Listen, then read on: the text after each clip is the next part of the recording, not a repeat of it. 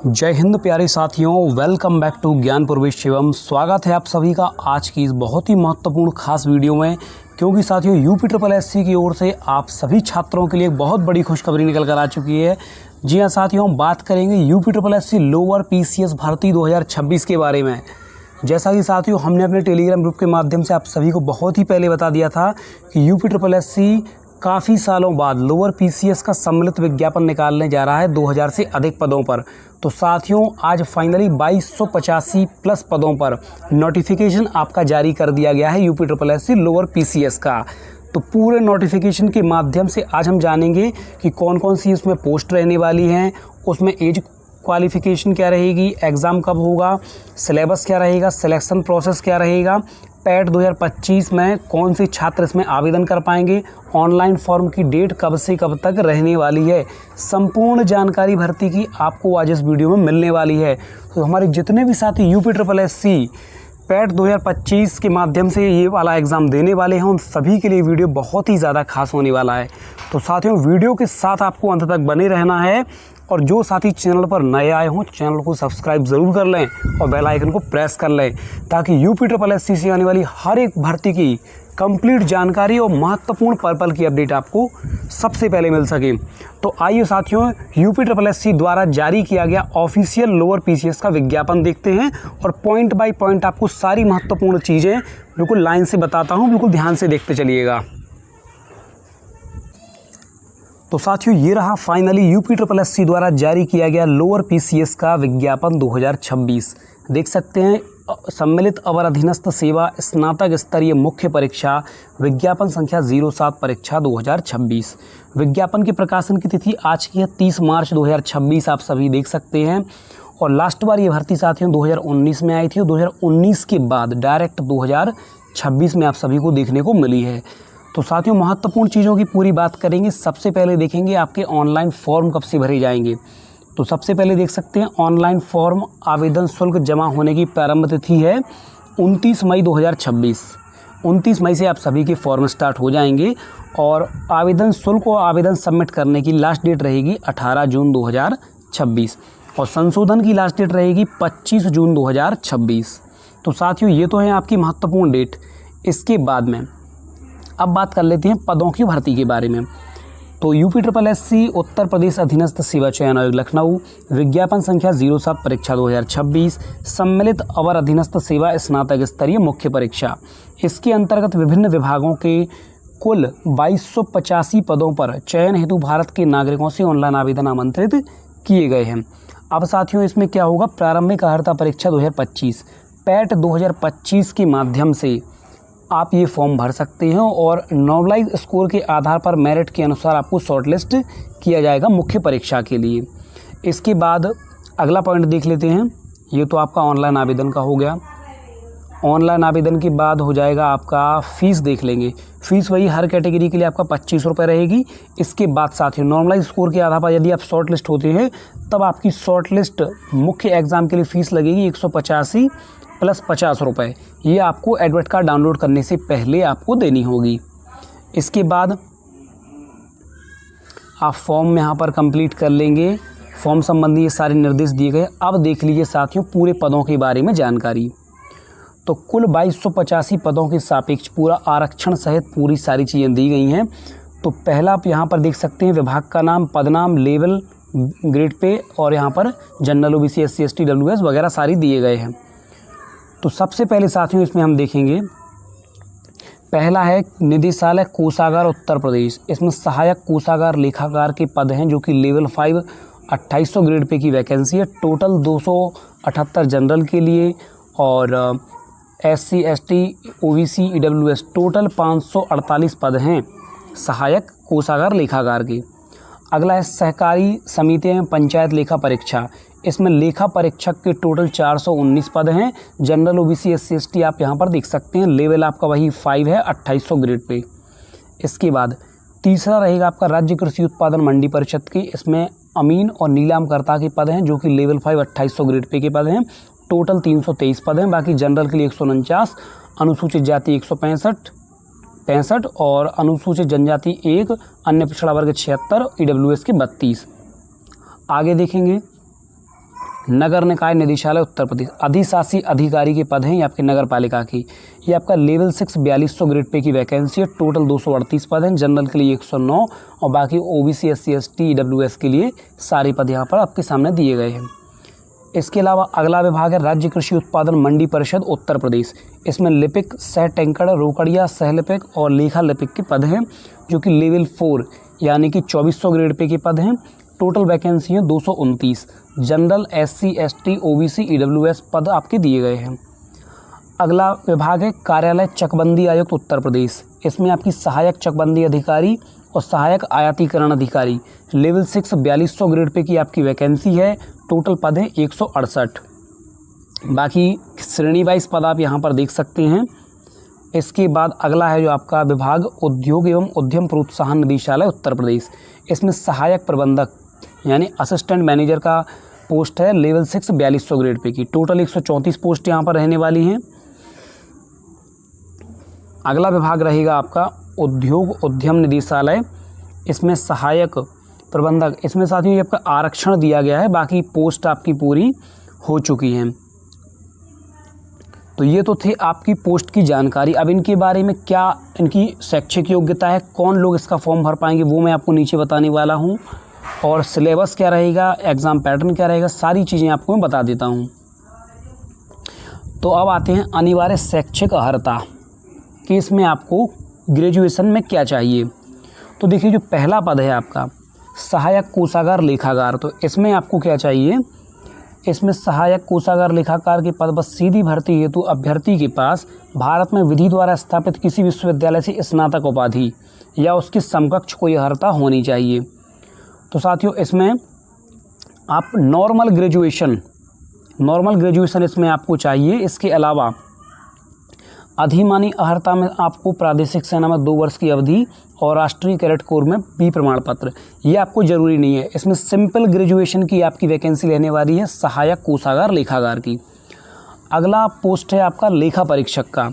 तो इसमें आपका क्या है, इसमें भी आप देख सकते हैं अभ्यर्थी के पास भारत में विधि द्वारा स्थापित किसी विश्वविद्यालय से स्नातक उपाधि। इसके अलावा अधिमानी अर्हता वही आपकी सेम है जो हर भर्ती में होती है। तो साथियों लेखा परीक्षक ये भी आपकी स्नातक स्तरीय है, नॉर्मल ग्रेजुएशन वाले इसका फॉर्म भर सकते हैं। अगला पद रहने वाला है आपका अमीन नीलामकर्ता। इसके लिए आपको क्या चाहिए, किसी मान्यता प्राप्त विश्वविद्यालय से स्नातक उपाधि। साथियों इसमें भी सेम आपकी जो है शैक्षिक योग्यता है। इसके अलावा अधिमानी अर्हता कृषि उत्तर प्रदेश उत्पादन मंडी समिति सेवा नियमावली के तहत अन्य बातों के समान होने पर ऐसे अभ्यर्थी को अधिमान दिया जाएगा जो कृषि विपणन कार्य का अनुभव रखता हो। तो साथियों इसको अधिमानी अर्हता है, ये कोई ज़रूरी नहीं है, ये भी आपकी सिंपल ग्रेजुएशन की वैकेंसी है। अगला पद है आपका नगर निकाय निदेशालय अधिशासी अधिकारी EO जिसको हम बोलते हैं नगर पालिका का। इसमें क्या है, इसके लिए आप देख सकते हैं इसमें स्नातक उपाधि प्राप्त होना आवश्यक है यानी नॉर्मल ग्रेजुएशन। इसके अलावा परंतु सीधी भर्ती द्वारा नियुक्त कार्मिकों का उस पद पर स्थायीकरण तभी किया जाएगा जब संबंधित कार्मिक द्वारा किसी मान्यता प्राप्त संस्थान से कंप्यूटर में O लेवल का डिप्लोमा प्राप्त कर लिया जाएगा। यानी आपके पास सिंपल ग्रेजुएशन अगर है तो आप उसमें फॉर्म भर सकते हैं। साथ में O लेवल आपको कब करना पड़ेगा, जब आपका सिलेक्शन हो जाएगा तो 2 साल के अंदर प्रोबेशन पीरियड में ही आपको O लेवल सर्टिफिकेट पास करके जमा करना होगा, तब आप यहाँ पर स्थायी कर दिए जाएंगे। इसके बाद अगला पद रहने वाला है आपका राज्य कृषि उत्पादन मंडी परिषद में लिपिक सह टंकण रोकड़िया लिपिक और लेखा लिपिक की। तो इसमें आपको क्या चाहिए कि किसी मान्यता प्राप्त विश्वविद्यालय से स्नातक उपाधि तो आपके पास होना ही चाहिए। इसके अलावा अधिमानी अर्हता वही आपकी सेम है, इसमें अलग से दिया गया रोकड़ संभालने का अनुभव, लेखा रखने का ज्ञान और हिंदी टंकण में न्यूनतम 25 शब्द प्रति मिनट की गति रखता हो। तो ये अधिमानी अर्हता है, ये आपकी ज़रूरी नहीं है, ज़रूरी है आपकी सिर्फ ग्रेजुएशन। ये इसमें साथियों टाइपिंग नहीं है, वरना आप लोग सोचें कि इसमें टाइपिंग है। जैसे मान लीजिए 2 छात्र हैं, उनके नंबर सेम आ जाते हैं, तो उनमें से किस व्यक्ति का चयन होगा जिसको टाइपिंग आती होगी हिंदी में न्यूनतम 25 शब्द प्रति मिनट। तो ये अधिमानी अर्हता है। अगला पद है सहायक चकबंदी अधिकारी, सहायक आयतीकरण अधिकारी। इसमें भी साथियों सहायक चकबंदी पद के लिए अभ्यर्थी के पास भारत में विधि द्वारा स्थापित किसी मान्यता प्राप्त विश्वविद्यालय से स्नातक उपाधि होनी चाहिए। इसके अलावा ये अधिमानीय अर्हता है। वैसे तो सिंपल ग्रेजुएशन वाली ये भी पोस्ट है आपकी, अधिमानी इसमें दिया जाएगा यदि आपके पास विधि स्नातक की उपाधि हो और वही आपकी प्रादेशिक सेना और राष्ट्रीय कैडेट कोर। तो साथियों ये अधिमानी है, इसकी ज़रूरत नहीं है। सिंपल ग्रेजुएशन की वैकेंसी ये भी रहने वाली है। अगला पद है सहायक प्रबंधन गैर तकनीकी सामान्य विशेष चयन। इसमें भी आपका समकक्ष या विधि द्वारा स्थापित किसी विश्वविद्यालय से मान्यता प्राप्त आपकी स्नातक में उपाधि। और बाकी साथियों आपकी अधिमानी अर्हताएँ हैं। अगला पद जो आपका है केंद्र प्रभारी का राज्य सड़क परिवहन निगम में, इसमें भी आपका भारत में विधि द्वारा स्थापित स्नातक की उपाधि।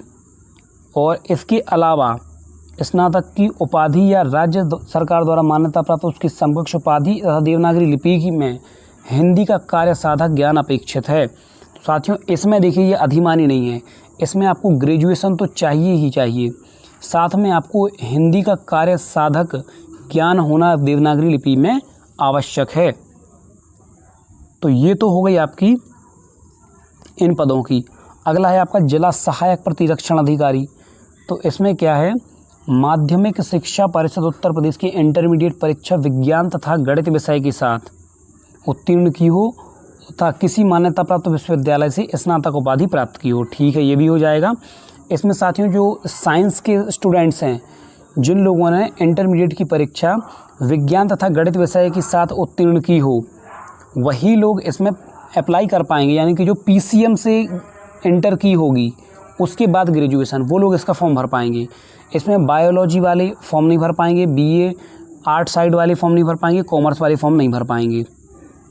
इसके अलावा अगला जो पद है मंडी पर्यवेक्षक यानी मंडी इंस्पेक्टर श्रेणी 2 का पद है। इसमें सामान्य अभ्यर्थियों के लिए किसी मान्यता प्राप्त विश्वविद्यालय से कम 50% अंकों के साथ स्नातक उपाधि और इंटरमीडिएट में कम से कम 50% अंक हों। अनुसूचित जनजाति पिछड़ा वर्ग के लिए कम से कम 45% के साथ स्नातक और इंटरमीडिएट भी 45%। यानी इसमें साथियों क्या है कि है तो आपकी सिंपल ग्रेजुएशन की, लेकिन इसमें 12th में भी 50% से ऊपर मांगा है और ग्रेजुएशन में भी 50% से ऊपर आपकी परसेंटेज मांगी गई है। इससे अगर कम होगा तो आप इसमें फॉर्म नहीं भर पाएंगे। बाकी आपकी एज क्वालिफिकेशन की बात करें तो ये आपकी काउंट की जाएगी 1 जुलाई 2026 को। 1 जुलाई 2026 को आपकी आयु 21 वर्ष की आपकी हो चुकी हो और 40 वर्ष से अधिक ना हो। ये आपकी पहली पोस्ट में भी समान है, सेकंड में, थर्ड में और आगे भी लगभग सभी जो आपकी वैकेंसियां हैं इसमें आपकी 1 जुलाई 2026 को जो आयु है वो 18 वर्ष से कम ना हो और 40 वर्ष से अधिक ना हो जनरल कैंडिडेट की। बाकी ओबीसी एससी एसटी के लिए 3 साल 5 साल का जो भी एज रिलैक्सेशन मिलता है वो उनको मिलेगा ही मिलेगा। अब बात करते हैं आपकी एग्ज़ाम पैटर्न और लिखित परीक्षा सिलेबस के बारे में। एग्ज़ाम पैटर्न आपका सेम रहेगा। लिखित परीक्षा में एक प्रश्न पत्र रहेगा, 100 प्रश्न होंगे आपके और समय अवधि आपकी 2 घंटा यानी कि 120 मिनट की रहने वाली है। इसके साथ ही परीक्षा के प्रश्न पत्र में वस्तुनिष्ठ बहुविकल्पीय प्रकार के प्रश्न होंगे। प्रश्न 1 अंक का होगा। गलत उत्तर के लिए ऋणात्मक अंकन यानी कि नेगेटिव मार्किंग 1/4 यानी 25% की जाएगी। यानी सिंपल सा फंडा मैं आपको बता दूं कि 100 क्वेश्चन रहने वाले हैं और 100 नंबर के। एक क्वेश्चन 1 नंबर का रहेगा। इसके साथ ही नेगेटिव मार्किंग 1/4 की रहने वाली है और समयावधि आपकी 120 मिनट कह सकते हैं या आपका 2 घंटा कह सकते हैं। और बाकी सिलेबस जो है आप ध्यान से एक बार देख सकते हैं। 3 पार्ट में डिवाइड है। भाग 1 में भारत का इतिहास, तो सब्जेक्ट वाइज पूरे क्वेश्चन हम यहाँ पर देखने वाले हैं। भाग 1 में भारत का इतिहास, भारतीय राष्ट्रीय आंदोलन के 5 प्रश्न रहेंगे 5 नंबर के। दूसरा पॉइंट भारतीय राज्य व्यवस्था, भारतीय संविधान 10 नंबर के 10 क्वेश्चन आने वाले हैं। तीसरा भारत का भूगोल 5 नंबर के 5 क्वेश्चन रहने वाले हैं। चौथा पॉइंट भारतीय अर्थव्यवस्था सामाजिक विकास 10 नंबर के 10 क्वेश्चन रहने वाले हैं। इसके अलावा सामान्य विज्ञान आपका 5 नंबर का 5 क्वेश्चन। पर्यावरण पारिस्थितिकी आपदा प्रबंधन 10 क्वेश्चन 10 नंबर के। राष्ट्रीय और अंतर्राष्ट्रीय महत्व की समसामयिक घटनाएं 5 नंबर के 5 क्वेश्चन यानी कि करंट अफेयर। इसके अलावा सामान्य बुद्धि परीक्षण रीजनिंग आएगी 5 नंबर की 5 क्वेश्चन। 5 नंबर की प्रारंभिक गणितीय ज्ञान मैथ के क्वेश्चन होंगे और 5 नंबर आपकी सामान्य हिंदी यानी कि हिंदी के क्वेश्चन होंगे। इसके अलावा 15 क्वेश्चन आपके कंप्यूटर के और 20 आपके यूपीजीके के। तो इस तरीके से आपके 100 क्वेश्चन रहेंगे पूरे 100 नंबर के। 2 घंटा 120 मिनट का मिलेगा आपको समय। 1/4 की नेगेटिव मार्किंग रहेगी। डिटेल में अगर सिलेबस देखें तो आप सभी यहाँ पर देख सकते हैं। ये सिलेबस यहाँ पर दिया गया है और इसका PDF हम अपने टेलीग्राम ग्रुप में डाल देंगे। यदि आप हमारे टेलीग्राम से जुड़ना चाहें तो डिस्क्रिप्शन में लिंक दे रखी है, जाकर टेलीग्राम ग्रुप ज्वाइन कर सकते हैं। बाकी इंग्लिश मीडियम वाले साथियों के लिए भी ये सिलेबस यहाँ पर दिया गया है। इसके बाद साथियों नीचे जो है आपके ये परीक्षा के संबंध में विशेष नोट है, यहाँ पर आप सभी ध्यान दीजिएगा। इसमें अंतिम कट ऑफ नॉर्मलाइज स्कोर के आधार पर 0.02 स्थान तक धारित करने वाले समस्त अभ्यर्थियों को सम्मिलित करके लिखित परीक्षा हेतु शॉर्टलिस्ट यहाँ पर किया जाएगा। देखिए श्रेणीवार 15 गुना, लेकिन हर भर्ती में लगभग आपके 30 से 40 गुना कैंडिडेट तो यहाँ पर शॉर्टलिस्ट किए ही जाते हैं। तो इसमें आपका सेफ स्कोर क्या रहेगा वो मैं आपको अगली वीडियो के माध्यम से पूरा विश्लेषण करने के बाद बता दूंगा। और जो भी आपका सवाल डाउट हो कमेंट सेक्शन में पूछ सकते हैं। और लोअर PCS के लिए पैट 2025 की कट ऑफ क्या रहने वाली है, इस पर हमारी नेक्स्ट वीडियो जल्द ही आपको कल या परसों में देखने को मिल जाएगी। तो साथियों हमारे चैनल को सब्सक्राइब करके हमें सपोर्ट करिए। जल्द ही मिलते हैं अगली वीडियो में एक नई अपडेट के साथ। यदि अब भी आपका कोई प्रश्न या डाउट है तो आप सभी लोग कमेंट सेक्शन में पूछ सकते हैं। मेरे द्वारा आपके सभी कमेंट्स का जवाब बिल्कुल प्रायोरिटी के साथ दिया जाएगा। और साथियों ग्रुप डिस्कशन के लिए टेलीग्राम ग्रुप की लिंक डिस्क्रिप्शन में मैंने दे रखी है, तो जाकर टेलीग्राम ग्रुप को भी ज्वाइन कर लें। और साथियों वीडियो पसंद आए तो उसको लाइक करें और हर जगह शेयर करें। बाकी सवाल हो तो कमेंट में आप पूछ सकते हैं। और चैनल को हमारे सब्सक्राइब करें और बेल आइकन को प्रेस करें ताकि आने वाली हर वीडियो की नोटिफिकेशन आपको सबसे पहले मिल सके। जय हिंद, जय भारत।